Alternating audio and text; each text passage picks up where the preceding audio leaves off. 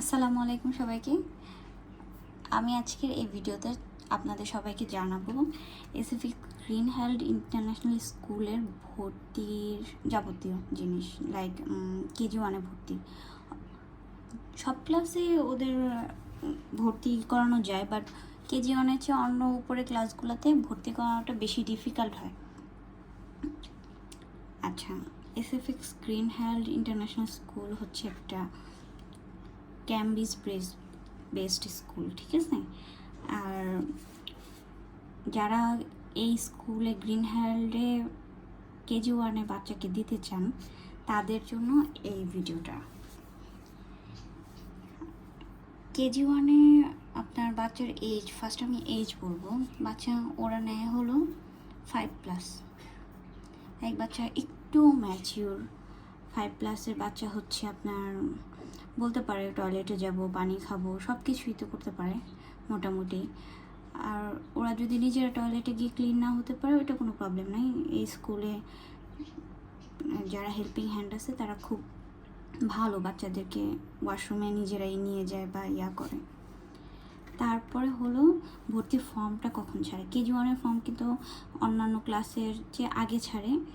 এটা ওদের ওয়েবসাইট থেকে একটু লক্ষ্য রাখলে বা স্কুল একবার ভিজিট করে দেখে আসলে এই ইনফরমেশন জানা যাবে।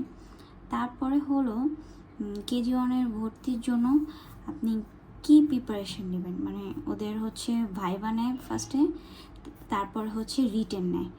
ভাইভাতে বাচ্চা রাইমস পারে কি না, বাচ্চাকে জিজ্ঞেস করবে যে একটা রাইমস শোনাও বা এরকম। তারপরে হচ্ছে প্যারেন্টসদের সাথে কথা বলবে আর একটু বোঝার চেষ্টা করবে যে ওকে একটা বাচ্চাকে ইংলিশ মিডিয়াম স্কুলে দিচ্ছেন, ওকে বাসায় এভাবে ইংলিশে প্র্যাকটিস করানো বা বাসায় এরকম এনভায়রনমেন্ট আছে কি না। তারপরে হলো আপনার আর কি করবে, আর তেমন বেসিক কোশ্চেন করতে পারে।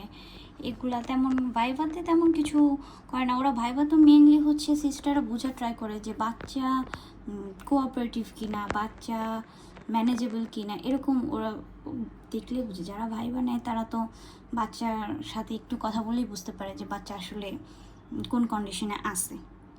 তারপর রিটেনে আসলে কি নেয়, রিটেনে একটা এরকম পেপারের মতো দিবে যেটার মধ্যে নাম, নিজের নাম ইংলিশে লিখতে হবে, আর হচ্ছে আপনার এ থেকে জেড পর্যন্ত দিবে, কাউন্টিং দিবে। কাউন্টিং এডিশন টাইপের থাকে না, লাইক 5টা চকলেট, 3টা চকলেট, টোটাল কয়টা চকলেট, এই টাইপের দিতে পারে।